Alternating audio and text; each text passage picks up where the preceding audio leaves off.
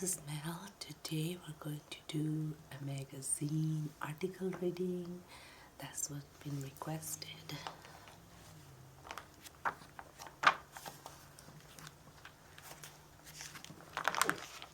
So we're gonna read this one.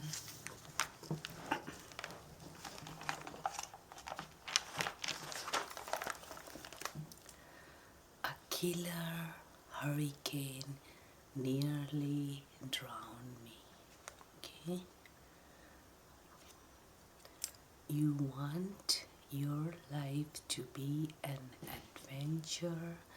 That's what Anna 20 thought when she tried to sail around Hurricane Sandy. But the storm killed more than 100 people and almost took her life too, as told to Ashley Matthew.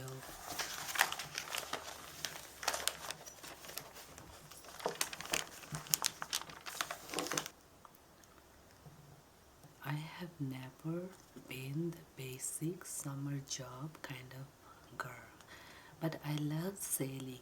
So when I was home from college last summer in Savannah, Georgia, I jumped at the chance to work on a ship called the HMS Bounty. It looked like something straight out of Pirates of the Caribbean because it was. It was featured in the movie with Johnny Depp, and it was also a floating museum. Cool, right? At last summer, I sailed with the Bounty, teaching the history of the ship to people in the towns where we docked. I started as a volunteer, but by the August, the ship captain offered me a part-time job. So I took a summer off from school. The opportunity was too amazing to turn down. Rough seas ahead. We were on a weekend sailing trip along the east coast when I first heard about Hurricane Sandy, which was being called the storm of the century. Days before it arrived, we would think the crew of 16 and I would be freaking out. Even people on land were going into panic mode, but most of us had been on the water our whole lives. Plus, I had total trust in our captain, a seasoned sailor, when he said we would sail around the hurricane to protect the ship. Boats get damaged while docking in bad storms. I would never sail in such severe weather before, but I actually felt excited. And I was confident in the emergency procedures we would be practicing if things got bad. I know how to make a rescue and get into a raft fast. The winds didn't really pick up until 8 p.m. on Sunday, October 28. I went below deck to grab tools for regular maintenance, and that was when I realized we were in danger.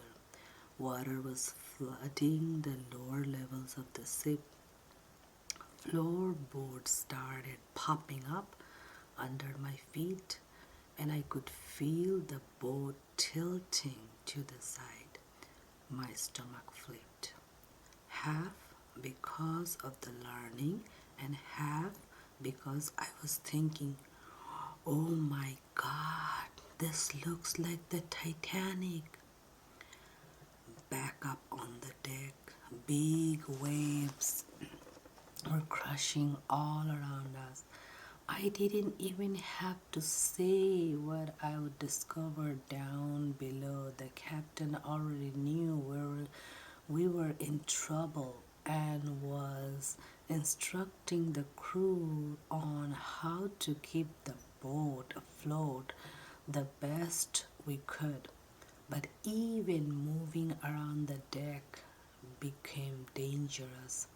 We had to set up lines of rope to grab so we wouldn't fall into the deck water. Our efforts proved worthless against a storm so big, though, and at 4 p.m. the boat was almost completely on its side. That was when our captain yelled, "She's sinking! Get in the life rafts!" I didn't even have time to be scared or think about what my family would do if I died. I just thought, what do I do next to survive? I put on my full life jacket and tried to pull myself toward the rafts. That's when I saw it. The rafts had already sunk. The masts were just inches from the water. There was nowhere left to go, and all I could do was jump into the ocean and pray I wouldn't go down, too. All I could do was jump into the ocean and pray. Girl overboard, as I plunged into 18-foot waves. I tried not to focus on anything but keeping myself moving. I knew I had to get away from the boat or I would sucked under it, but all the ropes on deck, almost 10 miles worth, were now in the water, tangling around my legs and pulling me under. I thought this boat is going to kill me if I didn't get away. When I finally surfaced, I couldn't see anyone, but I heard my friend Mark yell my name, and I left a huge sense of relief. I wasn't alone. He found a raft, and together we got it to inflate. I felt like we're going to be okay until I tried to pull myself up into the raft, and it was so slippery. I fell right back into the water. I tried again and again, kicking my legs and grabbing at any part of the raft I could, but I couldn't get a grip.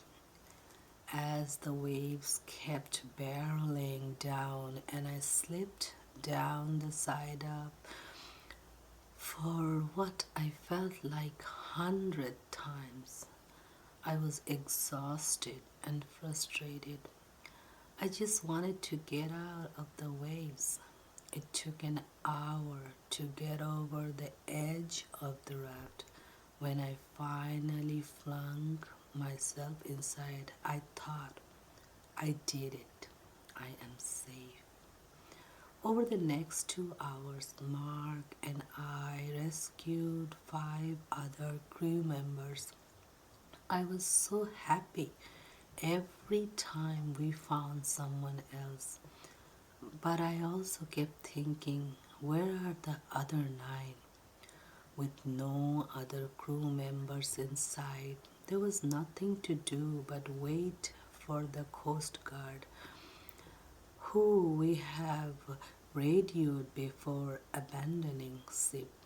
Finally, when the sun was peeking out, we heard helicopters and saw a Coast Guard member swimming toward our raft. He hooked each of us to a rope that pulled us into a helicopter. I almost cried when I saw other crew members inside. We looked beaten up, but we were alive. After the storm, back on the land, I learned that our captain and a deck hand I was close with, Claudence, had died. I felt so guilty that I couldn't save them. But it was a miracle that so many of us did survive.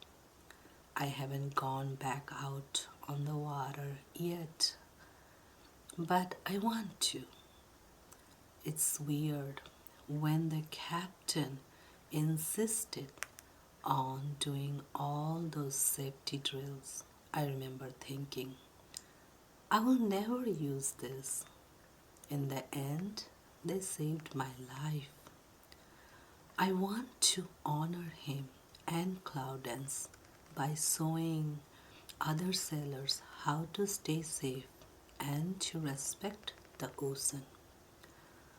I thought this sort of thing only happened in the movies, but I learned the hard way that nature is so much powerful than we are, and it keeps us humble. Thank you.